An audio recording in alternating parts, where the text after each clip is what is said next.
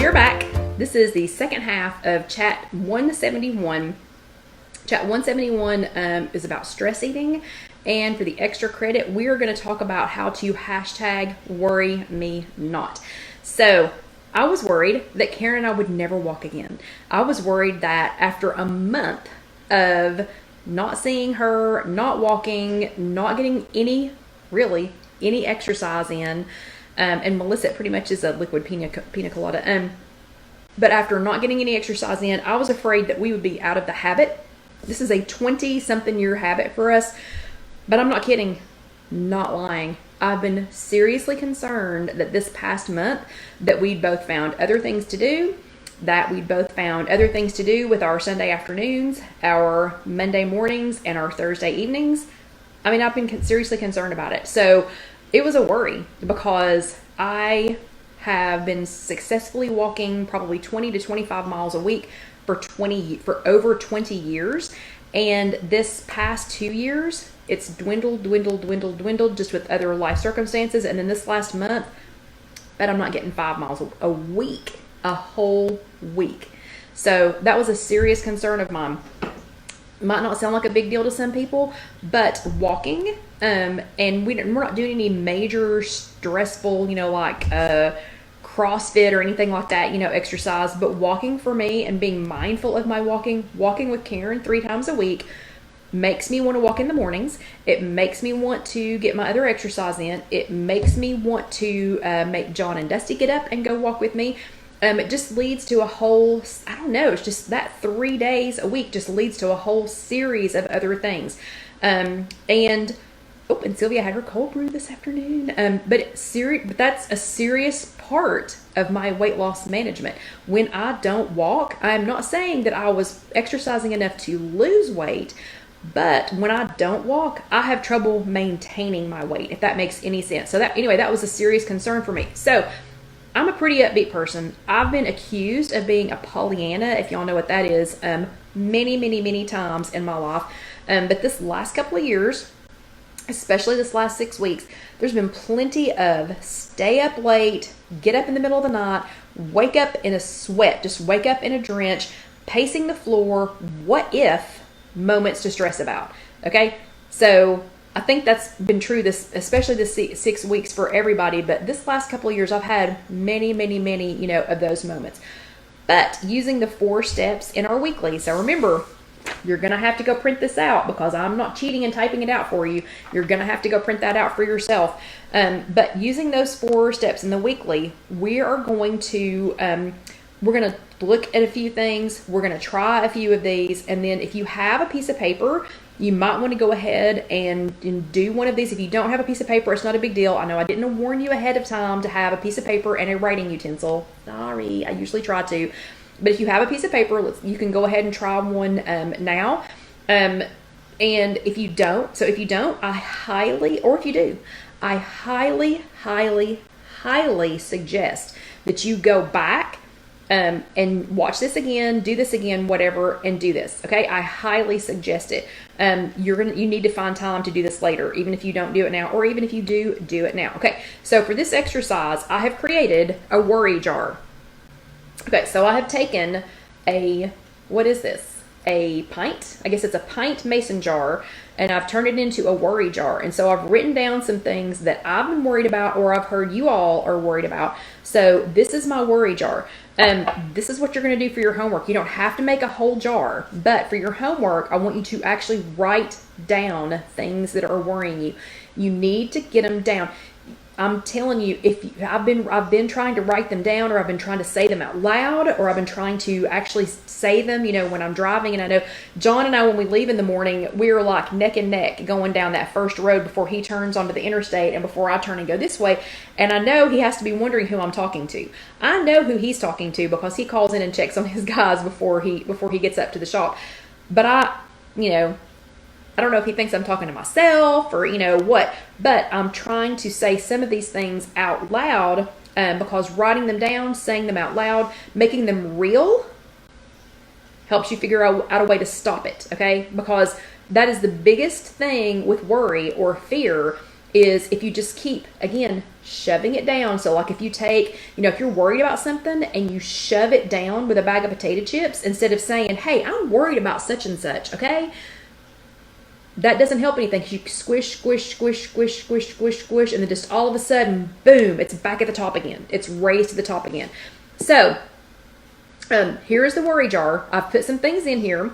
And what we're going to do is we're going to pull a few of these out, as many as time permits. Oh, we got plenty of time.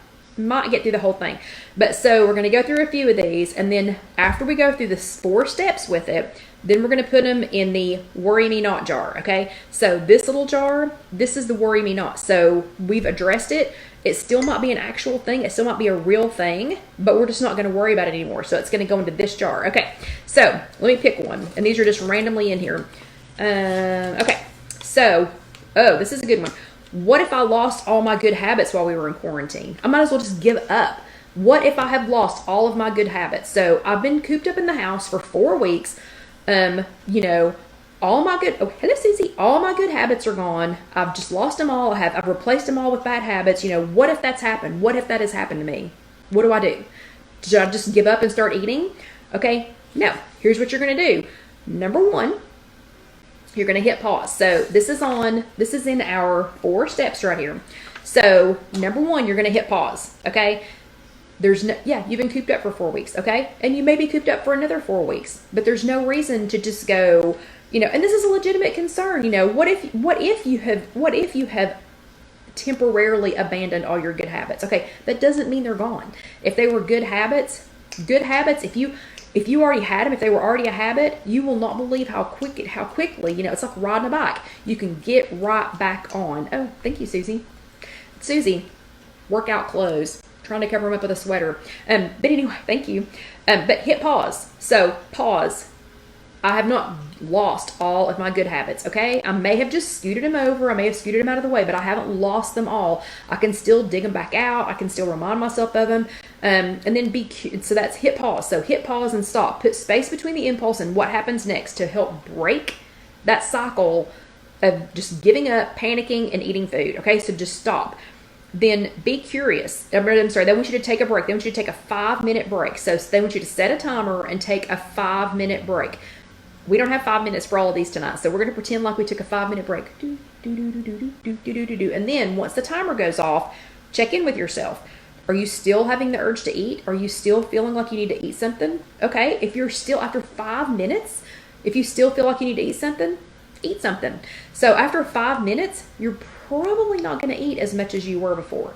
So, just check in with yourself, be curious, see, are you hungry? Do you need to get something to drink? If you've made it 5 minutes, you're probably going to be able to distract yourself with something. Number 3 is make a move. Try one of your ideas. So try an idea. If one of your ideas was calling a friend, then call a friend. If one of them was getting on IfYouHaveAnEgg, then get on IfYouHaveAnEgg. If one of them was just opening your app to track one thing so that you can, I can start that good habit again, then open your app and track one thing. I didn't say one meal, one thing, just so you can get, I can get back in that good habit again. And then reflect back and think, I did have some really good habits. I did have some things that I was really good at. I did, and I have all those tools around me. Let's go get them out. Or let's call a friend and have the friend remind us. Or again, go on Connect. So you have a lot of tools. Okay, so you didn't lose all your good habits. I know. A lot of y'all are freaking out and stressing out thinking that all this hard work is gone. Okay, it's not. It's not. You can go back to your good habits. Okay, this one is, this was one of mine. What if I'm I am literally crazy from being cooped up? I laughed so hard this morning. One of the other contractors here in town, she's more of a designer contractor. She had posted a thing on her Instagram this morning that said of all the things that she learned in COVID, during COVID, that one of them was she was going to be super on top of making sure she never gets incarcerated or has to go into solitary. That she does not, her dreams of being an astronaut alone on the space station are done.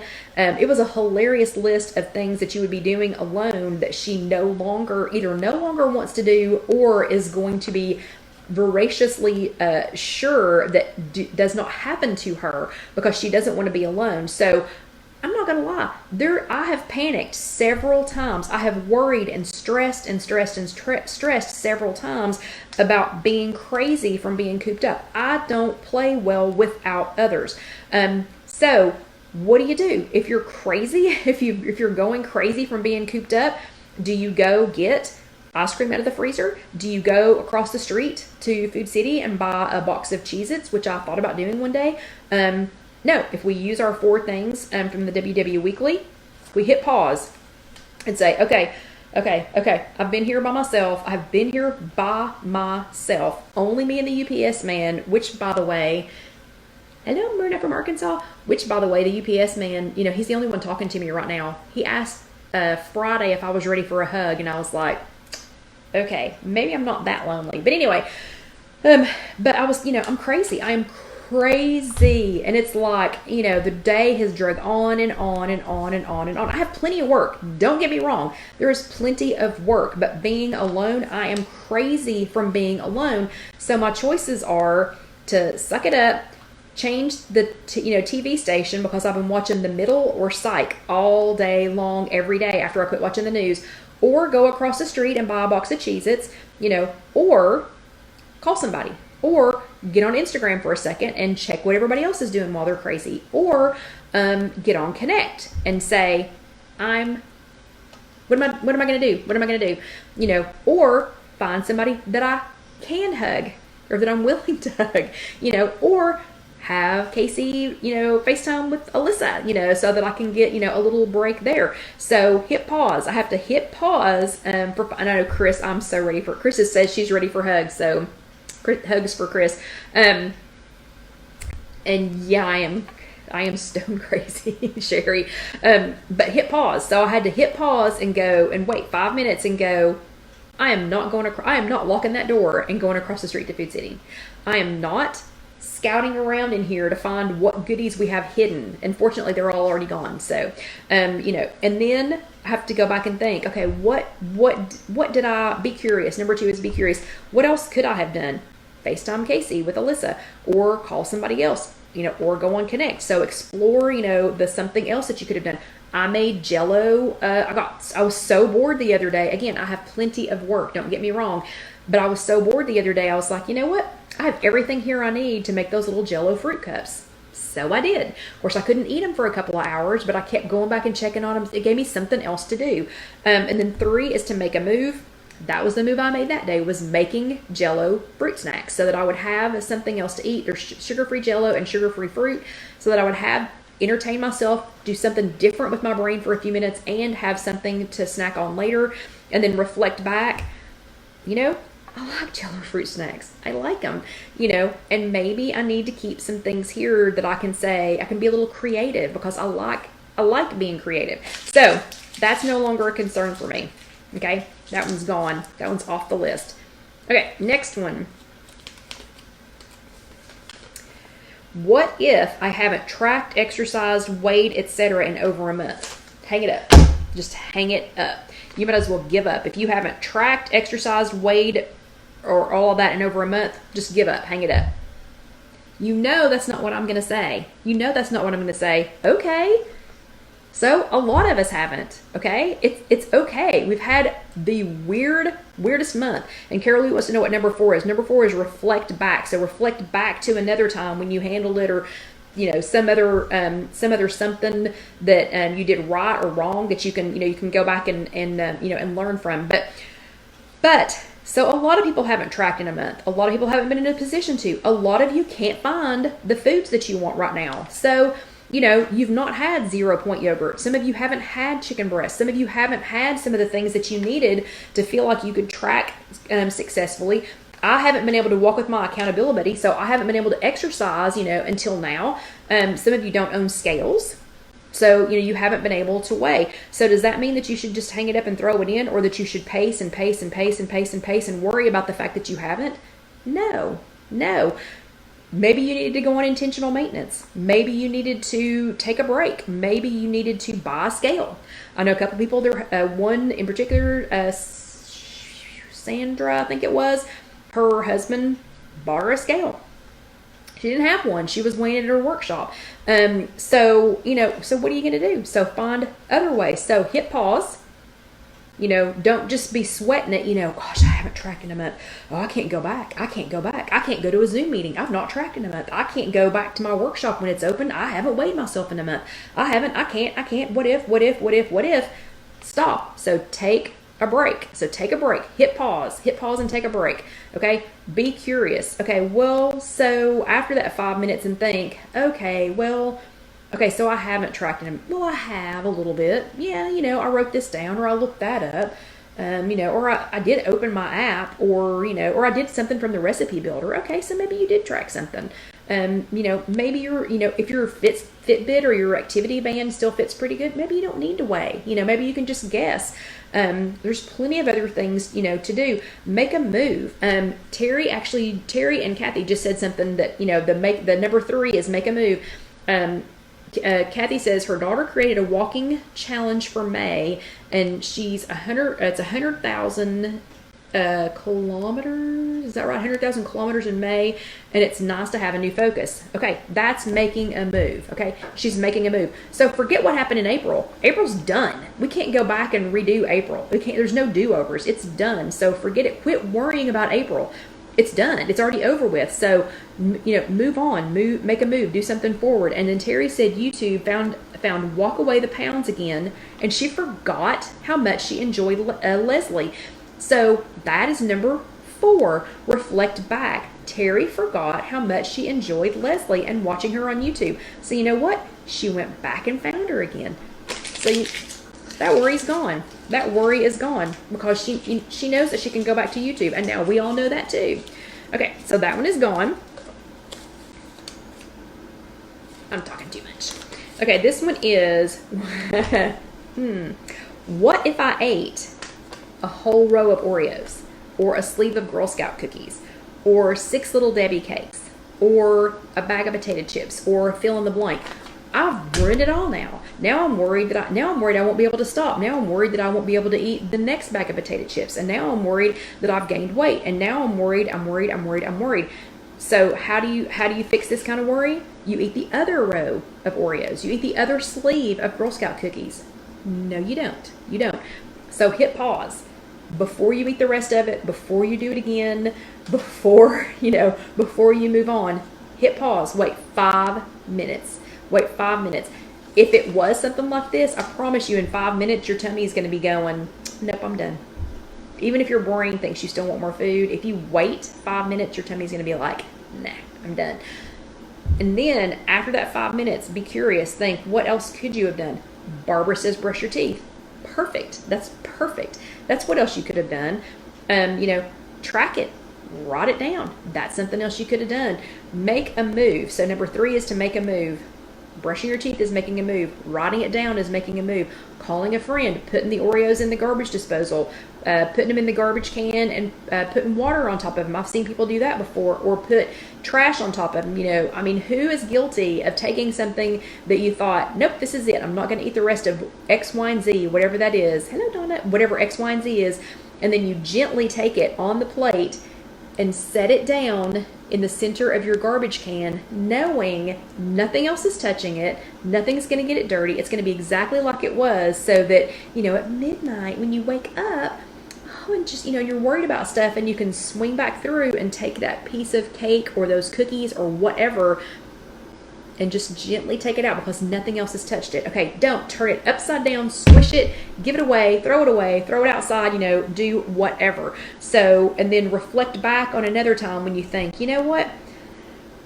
That's happened once before, and I gave that other row of Girl Scout cookies or sleeve of Girl Scout cookies away, or I put them in the freezer, or you know what? I went ahead and divided them into Ziploc baggies, wrote the points on there, and now I see if I take out a baggie, I'm going to eat 3 points. If I'm going to eat another baggie, I have to intentionally open it. That's 3 more points. Okay, so that worry is gone now. Let's see what the next one is. Ooh, what if I'm stuck at home with my spouse or kids? I know. We've had a couple people in the showroom that came. I'm not sure they really wanted countertops. I think they came because I let them in. And it was a good excuse to be away from their husband or kids for a little while. Okay? I know a lot of people that are worried about that. A lot of people are worried that their kids aren't going to finish school this year. A lot of people are worried about their skills for being able to teach their children or to, to do what their children need to have done. So should we just give up and say, all right, kids, that's it. Mama's stressing out, or tell your spouse, that's it. I'm so worried that you all are never, ever leaving again. I'm so worried that you all are never leaving again that we're just going to eat macaroni and cheese for the rest of the time. For the rest of... Oh, Susie missed this. Susie missed what my drink was. So my drink is one of the Aloha pineapple chamomiles with ice, and because you have to boil this, with ice and unsweetened vanilla almond milk. And it's very good. I gotta tell you, that would be really, really good with some frozen pineapple blended up. Okay, but anyway, so some of them are going, I'm worried y'all are never leaving. I'm worried I'm gonna crack, I'm gonna snap, and I'm gonna kill y'all. Some people are seriously worried about that. So hit pause. You're not gonna eat macaroni and cheese for the rest of the time that you're in quarantine. You're not going to feed your kids a bunch of junk just because you're tired of looking at them. So hit pause, put some space in between yourself and the situation, meditate a little bit, get away from them, lock yourself in the bathroom, come by countertops as an excuse, to be away from them for a few minutes. Come up with some kind of plan. And then number 2 is be curious about your plan. Like, which one of those would actually work? So if you don't need new countertops, that one's probably not going to work for you. If you can go in a bathroom and lock a door and nobody's going to be suspicious, that one might work. 3, make a move. Go lock yourself in the bathroom. Or go clean the pool. I used to do that a lot when Casey was little. I would say, oh, no. Nope. Y'all can't come out here. Mama's got to clean the pool. I have to. And then I would slowly walk around the pool, scrubbing and getting every little leaf out, one leaf at a time, one blade of grass at a time, and then reflect back. Like right now, I'm wishing that I had a pool. So that worry is gone. Those kids will be gone again sometime. Your spouse will eventually go back to work, eventually. Okay, Terry says, oh, bye, Terry. Okay, so the next one, Terry, remember, you can watch this later on YouTube. It's just youtube.com, search If You Have an Egg. Okay, this one is legit. This one we're actually talking about next week. What if we have a meat shortage? Okay, myself included, I know a lot of people that are freaking out about this right now. So this is real. So this could happen. This could actually happen. So there's a real fear of there being a meat shortage. So next week we will be talking about ways to satisfy your family, ways to feed your family, and ways to not panic if there is a meat shortage. So we're gonna hit pause. Like I was ready to. I was just ready to fill up we brought my mom's little chest freezer home. I was ready to fill it up with as much meat as they would let me buy. I was thinking, okay, I can go, there's a two pack, limit per person. I can go over there every single morning and I can get 2 packs. Okay, calm down. We don't need to do that. Next week though, we're going to talk about what to do if there really is, and I'm afraid we're going to have one, if there really is a meat shortage. So I'll have some ideas, then we can be curious about those and see which of those ideas would work for you. Then you can make a move on which one of them will, and then we can all reflect back on what Kelly said. So after next week, that worry is going to be gone. Oh, and I got to talk fast. We got 5 minutes. 5 minutes to try and get the rest of this jar done. Okay.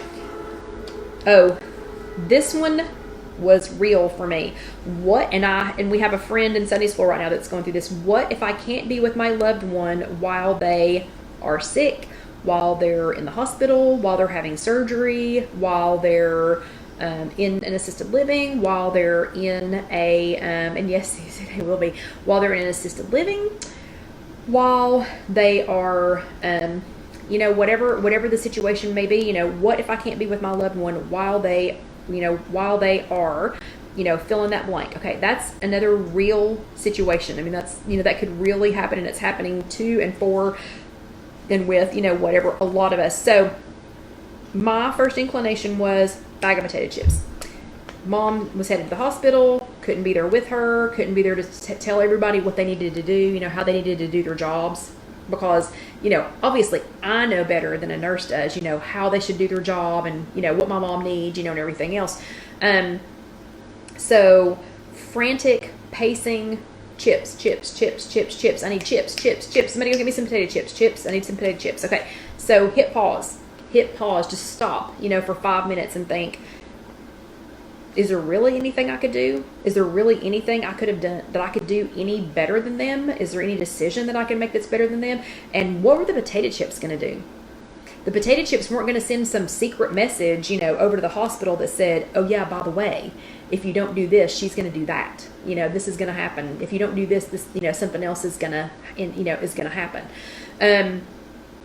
And then be curious about that. Okay, well, is there anything I can do? Yeah, so I found out that I could call the nurse's station and get a report every day. And I also figured out that I could fill them in on all those little things like that she couldn't hear.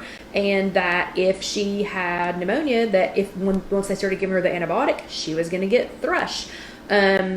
So, you know, just find out, you know, some little things. So be curious, find out what things you can do, you know, even if you can't be there with them, you know, and then make a move. So the move that I made was to start calling these people and to be in contact with them and to be kind to them.